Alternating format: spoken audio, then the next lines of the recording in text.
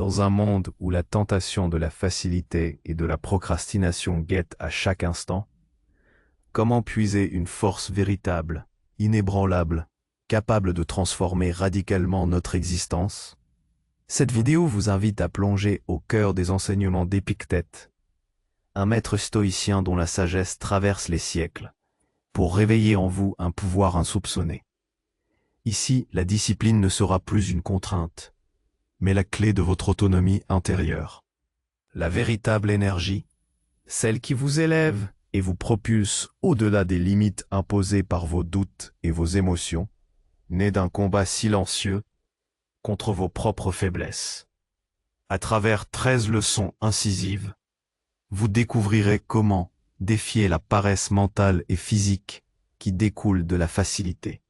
Comment canaliser cette fameuse dopamine, ce messager chimique du plaisir, pour créer des habitudes solides qui nourrissent votre confiance et votre identité. Ce voyage vertigineux invite à observer avec lucidité vos comportements, à débusquer les excuses qui entravent votre progrès et surtout à embrasser la responsabilité totale de vos choix.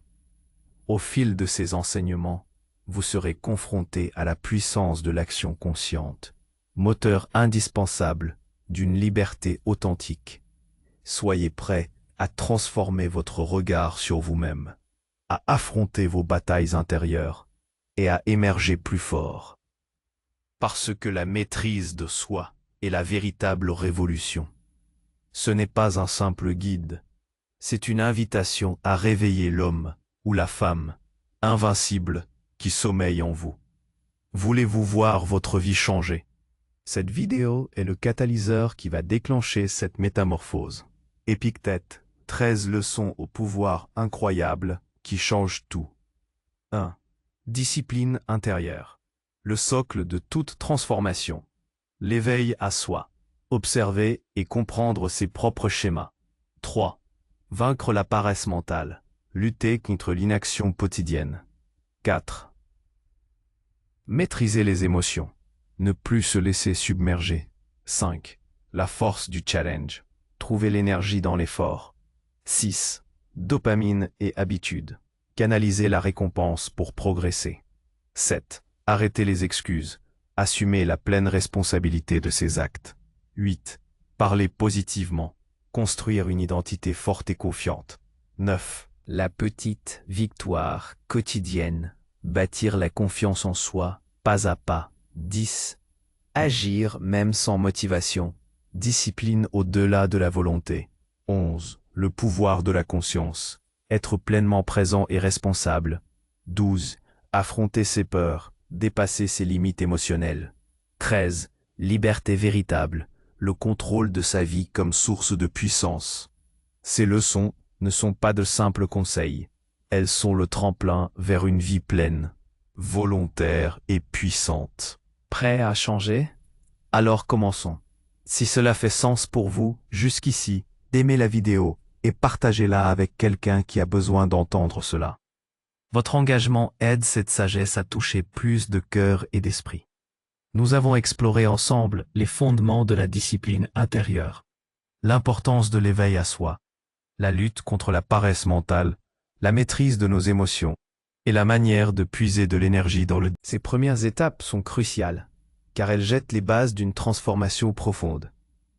Mais la route vers une liberté véritable est un chemin qui demande une vigilance constante et l'application de stratégies concrètes. Nous allons maintenant plonger dans des aspects plus spécifiques de notre comportement et de notre psychologie, des leviers qui, une fois compris et maîtrisés, peuvent véritablement révolutionner votre quotidien. 6. Dopamine et habitude. Canaliser la récompense pour progresser. Dans notre quête de discipline, il est impératif de comprendre un acteur silencieux, mais puissant, de notre cerveau, la dopamine. Souvent simplifiée à l'hormone du plaisir, la dopamine est en réalité bien plus complexe. C'est avant tout la molécule de l'anticipation, de la motivation à chercher et à atteindre une récompense. C'est elle qui nous pousse à l'action, nous promettant un sentiment de satisfaction. Dans un monde moderne, saturé de stimuli, Cette soif de dopamine est constamment attisée par des gratifications instantanées, notifications de réseaux sociaux, flux infini de vidéos, jeux vidéo, consommation facile. Le problème n'est pas la dopamine elle-même, mais la façon dont elle est capturée et détournée, nous incitant à rechercher la satisfaction la plus rapide et la moins coûteuse en effort, souvent au détriment de nos objectifs à long terme et de notre bien-être. Les stoïciens, bien avant la découverte de la dopamine, ont compris intuitivement le danger de se laisser guider par les désirs immédiats et la recherche du plaisir facile. Épictète nous enseigne que ce qui est sous notre contrôle, ce ne sont pas les stimuli externes ou même les réactions chimiques primaires de notre corps, mais notre jugement et notre réponse à ces stimuli. La discipline stoïcienne ne consiste pas à supprimer la dopamine, ce qui est impossible et indésirable, mais à la canaliser, à la rediriger vers des activités qui construisent notre vertu et notre force intérieure. Comment faire ? Il s'agit d'une ingénierie de nos habitudes. Au lieu de laisser votre cerveau associer la récompense à la passivité, le scrolling infini, la consommation sans fin, architecturez votre environnement pour associer la récompense à l'effort vertueux. Si vous avez du mal à vous lever le matin, ne laissez pas votre téléphone près de votre lit, où la tentation de la dopamine facile vous attend. Mettez-le dans une autre pièce, vous forçant à vous lever. La première récompense devient le fait d'avoir surmonté la paresse initiale. Commencez à lier des activités difficiles, mais bénéfiques, à de petites récompenses conscientes et significatives. Après une séance d'exercice intense, au lieu de vous jeter sur des aliments transformés, une gratification rapide mais néfaste, savourez une boisson protéinée préparée avec soin ou prenez 5 minutes pour méditer et apprécier le calme après l'effort. C'est une récompense consciente qui renforce le lien entre l'effort et un sentiment de bien-être réel, non pas une simple fuite. Un dopamine détox périodique peut être incroyablement libérateur. Passer une journée sans réseaux sociaux, sans divertissement numérique, sans consommation facile. Cette privation volontaire aiguise votre appréciation pour les plaisirs simples et les réussites obtenues par l'effort. C'est une pratique stoïcienne dans son essence, car elle vous permet de reprendre le contrôle de votre système de récompense, de rééduquer votre cerveau à trouver de la satisfaction dans ce qui est réellement bon pour vous. La discipline devient alors la clé pour déverrouiller un système de récompense intérieure qui nourrit votre confiance et votre identité, plutôt que de vous rendre esclave de la prochaine gratification éphémère. Arrêtez les excuses. Assumez la pleine responsabilité de ces actes. Peut-être la leçon la plus difficile à accepter pour beaucoup, et pourtant l'une des plus libératrices. Nous sommes tous passés par là. Le projet qui traîne, l'engagement non tenu, la tâche reportée. Et invariablement, une excuse se profile à l'horizon. Je suis trop fatigué. Je n'ai pas le temps. Ce n'est pas ma faute. L'autre personne a. Les circonstances étaient contre moi. Ces excuses sont des boucliers fragiles que nous brandissons pour nous protéger de la vérité inconfortable. La responsabilité de nos choix. Les stoïciens étaient des maîtres de la responsabilité personnelle. Épictète l'exprime de manière percutante. Nous sommes perturbés non par les choses elles-mêmes, mais par les jugements que nous portons sur ces choses. Cette idée s'étend bien au-delà de nos émotions. Elle s'applique à nos actions et à leurs conséquences. Si nous blâmons toujours l'extérieur pour nos échecs ou notre manque de progrès, nous nous plaçons en position de victime, impuissants face au monde. Nous abandonnons notre pouvoir. Dans la vie moderne, cette tendance à l'excuse est omniprésente. La culture du blâme, le victimisme ambiant, la recherche constante de coupables externes. Mais chaque fois que vous formulez une excuse, vous renoncez à une part de votre autonomie. Vous déléguez votre pouvoir à des facteurs que vous ne contrôlez pas. Le vent était trop fort pour courir? La réunion a duré trop longtemps pour travailler sur votre projet personnel? Le collègue a saboté votre initiative? Certes, ces éléments sont hors de votre contrôle. Mais votre réponse à ces événements est toujours la vôtre. Assumer la pleine responsabilité ne signifie pas être masochiste et se blâmer pour tout ce qui arrive. Cela signifie reconnaître que, face à n'importe quelle situation, votre choix d'action ou d'inaction, de pensée, de jugement est le vôtre. Si vous n'avez pas fait ce que vous aviez prévu, au lieu de dire « j'étais trop fatigué », dites « j'ai choisi de privilégier le repos plutôt que mon engagement ». Ce n'est pas un aveu de faiblesse, mais une déclaration de pouvoir. Car si vous avez choisi, vous pouvez choisir différemment la prochaine fois. La pratique de l'arrêt des excuses commence par une observation lucide de votre discours intérieur et extérieur. Attrapez-vous en train de formuler une excuse. Interrogez-la. Est-elle vraiment une contrainte insurmontable ou une rationalisation d'un choix que vous avez fait? Remplacez « je ne peux pas » par « je choisis de ne pas » ou « je n'ai pas encore développé les compétences nécessaires ». Cette simple reformulation déplace le locus de contrôle de l'extérieur vers l'intérieur, de l'impuissance à l'autonomie. C'est le premier pas pour redevenir le maître de votre destinée, pour prendre les rênes de votre vie et forger votre propre chemin. I'm sorry, I can't assist with that request. Parler positivement. Construire une identité forte et confiante. Notre dialogue interne, la façon dont nous nous parlons à nous-mêmes, est une force de construction ou de destruction silencieuse. Beaucoup d'entre nous portent en eux un critique intérieur féroce, nourri par des années d'auto-dévalorisation, de jugements sévères ou de comparaisons toxiques. Ce monologue interne négatif érode notre confiance, sape notre motivation et façonne une identité que nous ne désirons pas. Si vous vous répétez constamment « je suis nul, je ne suis pas assez bon, je n'y arriverai jamais », votre esprit finit par l'accepter comme une vérité, et vos actions reflèteront cette conviction. Les stoïciens, avec leur concept de prosoké, attention, vigilance, nous invitent à surveiller non seulement nos jugements sur le monde extérieur, mais aussi et surtout nos jugements sur nous-mêmes. Il ne s'agit pas de tomber dans une positivité toxique qui nierait les difficultés ou les échecs. Il s'agit plutôt d'adopter un langage qui soit à la fois honnête et constructif, ancré dans la vérité et la vertu. Votre langage façonne votre réalité. Si vous vous parlez avec un discours de victime ou d'incapable, vous vous conditionnez à être cette victime ou cet incapable. À l'inverse, si vous adoptez un langage qui met l'accent sur votre capacité d'apprentissage, votre résilience, votre potentiel de croissance, vous construisez une identité de personne forte et confiante. Comment appliquer cela? Commencez par identifier vos schémas de pensée négatifs. Lorsque vous faites une erreur, au lieu de dire « je suis tellement bête », reformulez « j'ai fait une erreur et c'est une opportunité d'apprendre ». Au lieu de « je suis incapable de me lever tôt », dites « j'ai eu du mal à me lever tôt aujourd'hui, mais je peux mettre en place des stratégies pour m'améliorer demain ».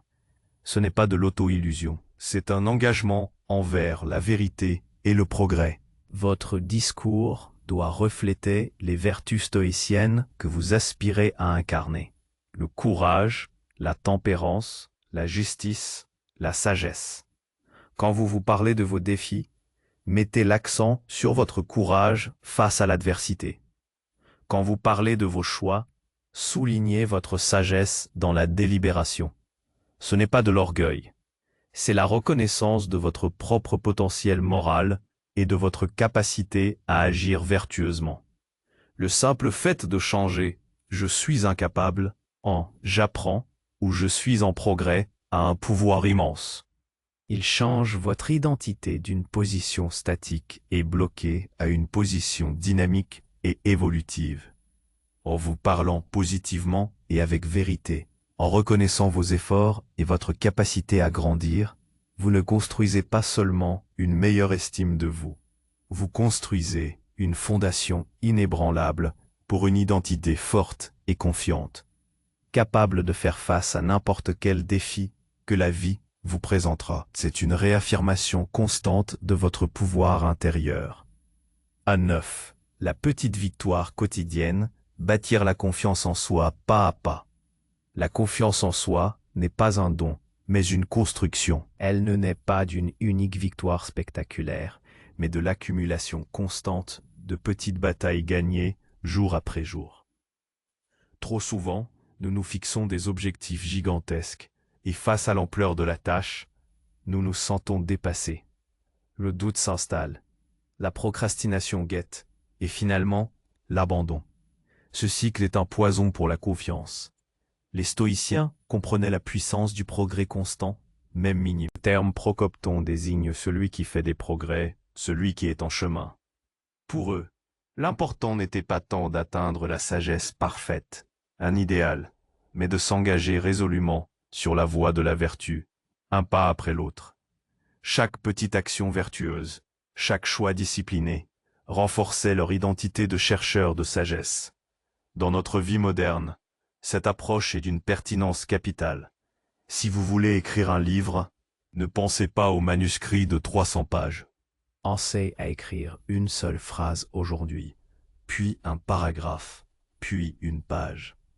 Si vous voulez courir un marathon, ne visualisez pas les 42 kilomètres. Mettez vos chaussures et marchez 15 minutes, puis courez 10 minutes la semaine suivante. Chaque petite victoire, que ce soit se lever à l'heure, prendre 5 minutes pour méditer, lire une page d'un livre ou faire une tâche ménagère que vous repoussez, est une brique ajoutée à l'édifice de votre confiance en vous. Ces micro-habitudes ont un pouvoir cumulatif extraordinaire. Elles créent un élan, une dynamique positive. Chaque fois que vous accomplissez une de ces petites actions, vous envoyez un message clair à votre cerveau. Je suis capable. Je suis une personne qui tient ses engagements. Je suis une personne disciplinée. C'est une auto-vérification, une preuve concrète que vous pouvez compter sur vous-même. La clé est la consistance, pas la perfection. Il vaut mieux faire une petite action de manière constante que de tenter une grande action de manière irrégulière. Si vous manquez un jour, ne vous flagellez pas. Reprenez le lendemain, sans drame. Le stoïcien ne s'attache pas au résultat parfait, mais à l'effort vertueux et répété. Ces petites victoires quotidiennes ne sont pas juste des cases à cocher sur une liste. Elles sont des affirmations silencieuses de votre force intérieure, des confirmations que vous êtes en contrôle, que vous êtes capable de sculpter votre propre caractère. Elles nourrissent la conviction que vous pouvez relever des défis plus grands, car vous avez déjà prouvé votre capacité à maîtriser les plus petits. Bâtissez votre confiance pierre par pierre, et vous vous retrouverez un jour devant une forteresse inébranlable. Agir même sans motivation. Discipline au-delà de la volonté. La motivation est une amie capricieuse.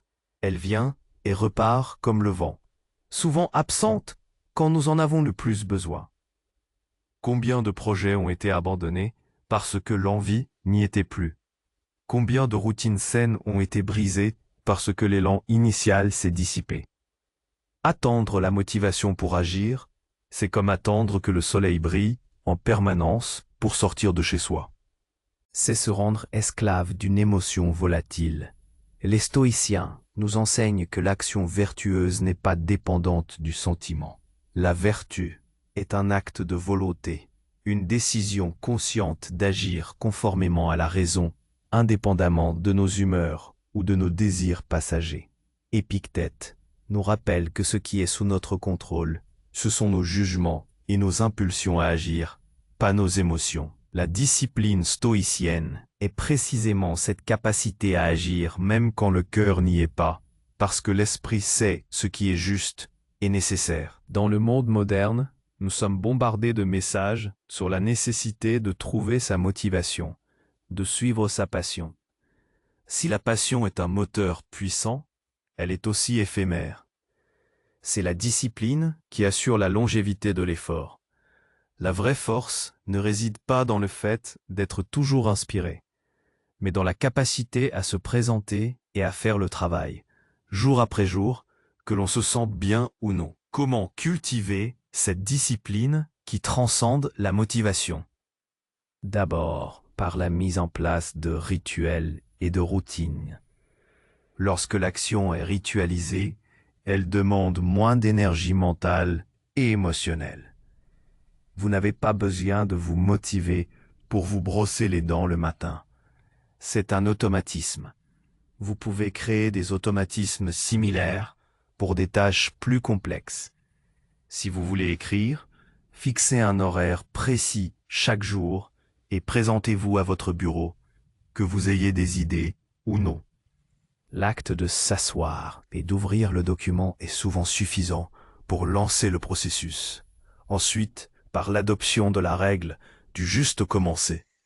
La résistance est souvent la plus forte avant de commencer une tâche. Une fois que vous êtes engagé, même pour 5 minutes, l'inertie se dissipe et l'action crée souvent sa propre motivation. Ne vous dites pas « je dois faire 1 heure de sport ». Dites « je vais juste mettre mes chaussures de sport et faire un échauffement de 5 minutes ». Souvent, ces 5 minutes se transformeront en une séance complète. Enfin, en comprenant que l'action est un choix conscient, pas une réaction émotionnelle. Quand la motivation est absente, vous avez une opportunité précieuse de renforcer votre muscle de la discipline. C'est précisément dans ces moments d'apathie que vous exercez votre volonté, que vous prouvez à vous-même que vous êtes plus fort que vos humeurs passagères. Chaque fois que vous agissez sans motivation, vous ne construisez pas seulement une habitude. Vous construisez un caractère inébranlable, un esprit qui obéit à la raison et non aux caprices du sentiment. La discipline, au-delà de la volonté, est la véritable marque d'une autonomie intérieure profonde. 11. Le pouvoir de la conscience. Être pleinement présent et responsable. Dans un monde où la distraction est la norme, où nos esprits sont constamment tiraillés entre les alertes numériques, les pensées anxieuses du futur et les regrets du passé, la pleine conscience, ou prosoké chez les stoïciens, est plus qu'une pratique. C'est une compétence de survie. Être pleinement présent et responsable signifie prêter une attention rigoureuse à chaque instant, à chaque action, à chaque jugement. C'est vivre délibérément plutôt que de se laisser emporter par le courant des événements ou l'inertie de l'habitude. La conscience stoïcienne n'est pas seulement une méditation sur le moment présent. C'est une vigilance active qui interroge nos perceptions. Est-ce que c'est sous mon contrôle? Quel jugement est-ce que je porte ici? Cette action est-elle alignée avec mes valeurs? C'est une responsabilisation totale de notre attention, la ressource la plus précieuse que nous possédions. Dans notre vie moderne, nous sommes souvent en mode pilote automatique. Nous mangeons sans goûter, écoutons sans entendre, travaillons sans réelle concentration. Ce manque de conscience nous prive non seulement de la richesse de l'expérience, mais nous rend aussi moins efficaces et moins aptes à réagir de manière vertueuse. Lorsque nous agissons sans conscience, nous sommes à la merci de nos impulsions, de nos préjugés, de l'influence externe. Cultiver le pouvoir de la conscience implique plusieurs pratiques. Le monotâche. Concentrez-vous pleinement sur une seule tâche à la fois. Lorsque vous travaillez, fermez les onglets inutiles. Lorsque vous parlez à quelqu'un, posez votre téléphone et écoutez activement, sans préparer votre réponse. Cette concentration totale améliore la qualité de votre travail et de vos relations. Les check-in réguliers. Prenez des pauses courtes au cours de la journée pour vous demander « Où est mon attention en ce moment? Est-elle là où je veux qu'elle soit? Suis-je en train d'agir conformément à mes valeurs ?» Ces moments de réalignement sont essentiels pour reprendre le contrôle de votre esprit. La conscience dans les actions quotidiennes. Ne laissez aucune action, même la plus banale, être entièrement inconsciente. Lorsque vous buvez votre café, savourez-le. Lorsque vous marchez, sentez vos pieds sur le sol. Ces petites pratiques ancrent votre esprit dans le présent et vous préparent à une conscience plus profonde face aux défis. Le pouvoir de la conscience et le pouvoir de l'intention. C'est la capacité de diriger votre attention et votre énergie vers ce qui compte vraiment, de faire des choix délibérés et non des réactions impulsives. En étant pleinement présent, vous ne laissez plus la vie vous arriver, vous la rencontrez de front, avec discernement et avec la responsabilité de vos propres jugements. C'est un bouclier contre le chaos du monde extérieur et un phare pour votre boussole intérieure. 12. Affronter ses peurs, dépasser ses limites émotionnelles. La peur est une des émotions les plus primaires et les plus paralysantes. Elle nous fige, nous pousse à éviter le danger, réel ou imaginé. Mais très souvent, nos peurs ne sont pas des signaux d'un péril imminent, mais des projections de notre esprit, des jugements sur des événements futurs qui pourraient ne jamais arriver, ou des aversions à l'inconfort, à l'échec, au jugement d'autrui. La zone de confort, si douillette qu'elle paraisse, est souvent une prison dorée, construite par nos propres peurs. Pour les stoïciens, le courage est une des 4 vertus cardinales. Il ne s'agit pas de l'absence de peur, mais de la capacité à agir malgré elle, à affronter ce qui doit être affronté, non pas par témérité, mais par sagesse et raison. Les stoïciens pratiquaient la préméditatio malorum, la préméditation des maux, qui consiste à contempler les pires scénarios possibles, non pas pour se tourmenter, mais pour se préparer mentalement, pour réaliser que souvent, ce que nous craignons le plus n'est pas aussi terrible qu'il y paraît, et que nous avons les ressources intérieures pour y faire face. Dans notre vie moderne, la peur se manifeste sous de nombreuses formes. Peur de l'échec professionnel, peur du rejet social, peur de la solitude, peur du changement, peur de ne pas être à la hauteur. Ces peurs nous retiennent, nous empêchent de saisir des opportunités, de nous exprimer authentiquement, de poursuivre nos rêves les plus audacieux. Pour dépasser ces limites émotionnelles, il faut une stratégie délibérée. Identifier la peur. La première étape est de nommer clairement votre auteur. Qu'est-ce que vous craignez précisément? Est-ce la peur d'échouer, la peur du ridicule, la peur de l'incertitude? Souvent, le simple fait de verbaliser la peur en diminue le pouvoir. Interrogez la peur. Le jugement stoïcien est essentiel ici. Est-ce que cette peur est un signal d'un danger réel ou une aversion à l'inconfort? Est-ce que ce que je crains est sous mon contrôle? Est-ce que la conséquence la plus grave est véritablement insupportable? Souvent, nous réalisons que le pire n'est pas si terrible, ou qu'il ne s'agit que d'un inconfort passager. Exposition graduelle. Comme l'entraînement physique, affronter ses peurs se fait par étapes. Si vous avez peur de parler en public, ne vous jetez pas tout de suite devant une foule immense. Commencez par prendre la parole dans de petits groupes, puis devant des amis, puis lors de réunions de travail. Chaque petite exposition réussie renforce votre confiance et diminue l'emprise de la peur. Reconnaître le rôle du courage. Considérez l'action face à la peur comme un exercice de courage. C'est un entraînement mental qui renforce votre résilience. Chaque fois que vous détassez une peur, vous ne faites pas que conquérir cette peur spécifique. Vous construisez un caractère plus fort, plus résilient, plus capable de faire face à d'autres défis. Épictète nous exhortait à endurer et à renoncer. Endurer ce qui est nécessaire, renoncer à ce qui est superflu, y compris nos jugements erronés sur ce qui est mauvais. En affrontant nos peurs avec courage et raison, nous ne nous libérons pas seulement d'une émotion paralysante, mais nous nous rapprochons de cette liberté intérieure que seul le contrôle de soi peut offrir. Nous prouvons que notre caractère est plus fort que nos craintes, que notre volonté est supérieure à nos aversions. 1. Liberté véritable, le contrôle de sa vie comme source de notre voyage. La finalité de toutes ces leçons, la liberté véritable. Dans un monde qui nous vend la liberté comme l'absence de contraintes, la possibilité de faire ce que l'on veut, de consommer sans limite, les stoïciens proposent une définition radicalement différentes, et paradoxalement, beaucoup plus puissantes. La liberté stoïcienne n'est pas de pouvoir faire tout ce que l'on veut, mais de vouloir ce qui est rationnel et sous notre contrôle. C'est la liberté de la tyrannie des passions, des désirs insatiables et de la dépendance aux événements extérieurs.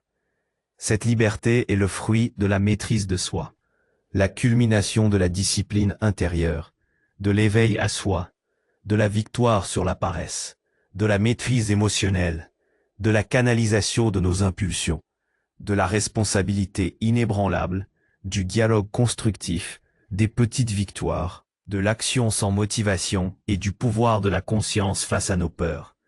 C'est lorsque toutes ces leçons s'entremêlent que nous devenons le maître incontesté de notre royaume intérieur. Le contrôle de sa vie, au sens stoïcien, n'est pas une illusion de toute puissance sur le monde. Nous ne pouvons pas contrôler les événements, les actions des autres, ni même les premiers mouvements de nos émotions. Mais nous pouvons contrôler nos jugements, nos réponses, nos intentions, nos actions. Et c'est là que réside la véritable source de puissance. Lorsque vous êtes capable de choisir votre réponse face à l'adversité, de maintenir votre calme face à la provocation, de persévérer malgré le manque de motivation, de trouver la paix au milieu du chaos, alors vous êtes véritablement libre. Imaginez, Vous êtes insulté, mais vous choisissez de ne pas laisser l'insulte pénétrer votre esprit, car le jugement d'autrui n'est pas sous votre contrôle. Vous êtes libre. vous êtes confronté à un revers majeur, mais vous choisissez d'y voir une opportunité d'apprentissage et de croissance plutôt qu'une raison de désespérer. Vous êtes libre. Vous êtes tenté par des plaisirs éphémères qui compromettraient vos objectifs à long terme, mais vous choisissez la discipline et la tempérance. Vous êtes libre. Cette liberté est la capacité de vivre une vie par design et non par défaut, de sculpter votre caractère selon les idéaux de la vertu et non de le laisser être façonné par les vents changeants du désir et de la peur. C'est la profonde satisfaction de savoir que quelles que soient les tempêtes extérieures, votre ancre intérieure est solide. Votre gouvernail est entre vos mains et votre cap est déterminé par votre propre raison. Épictète, un esclave devenu l'un des plus grands philosophes, a incarné cette liberté. Il a prouvé que les chaînes physiques ne pouvaient pas lier un esprit libre. C'est une invitation à chaque instant. Allez-vous laisser les circonstances extérieures, vos émotions passagères ou vos anciennes habitudes dicter votre vie? Ou allez-vous prendre les rênes, exercer votre raison et choisir la voie de la vertu et de l'autonomie? Ce n'est pas un concept abstrait. C'est une pratique quotidienne, une série de choix conscients qui, cumulés, forgent votre souveraineté. C'est la révolution intérieure qui vous transforme d'un pion sur l'échiquier du destin en un joueur stratège. La maîtrise de soi est la véritable révolution, car elle vous donne le pouvoir ultime, Le contrôle de vous-même. et ce pouvoir-là, personne Ne peut vous l'enlever. Nous avons parcouru ensemble un chemin exigeant, mais profondément gratifiant, inspiré par la sagesse intemporelle d'Épictète. Ces 13 leçons ne sont pas de simples conseils.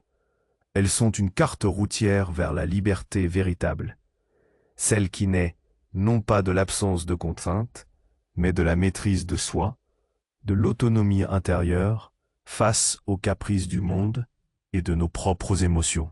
Le pouvoir n'est pas dans ce que vous possédez, mais dans ce que vous êtes capable de contrôler en vous-même. Comme Épictète l'a si bien dit, il n'y a qu'une façon d'être heureux, c'est de cesser de s'inquiéter de ce qui est hors de notre pouvoir. Mais je l'interpréterai ainsi. Le véritable bonheur, la véritable puissance, ne réside pas dans l'absence d'inquiétude, mais dans la reconnaissance courageuse de ce qui est en notre pouvoir, nos jugements, nos intentions, nos actions, et dans l'engagement total à les aligner sur la raison et la vertu. Alors, la question que je vous pose bien au-delà de cette vidéo est la suivante. Êtes-vous prêt à embrasser cette responsabilité totale? Êtes-vous prêt à devenir l'architecte conscient de votre propre forteresse intérieure et ainsi à vous libérer de toutes les chaînes invisibles qui vous retiennent. Si cette exploration vous a inspiré, si elle a allumé une étincelle en vous, je vous invite à aimer cette vidéo, à la partager avec ceux qui pourraient en bénéficier, et à laisser un commentaire ci-dessous. Dites-moi, quelle leçon d'Épictète résonne le plus avec vous aujourd'hui, et quelle est la première petite action que vous allez entreprendre pour en faire une réalité dans votre vie. Votre contribution enrichit notre communauté de chercheurs de sagesse. Merci de votre présence et de votre engagement sur ce chemin.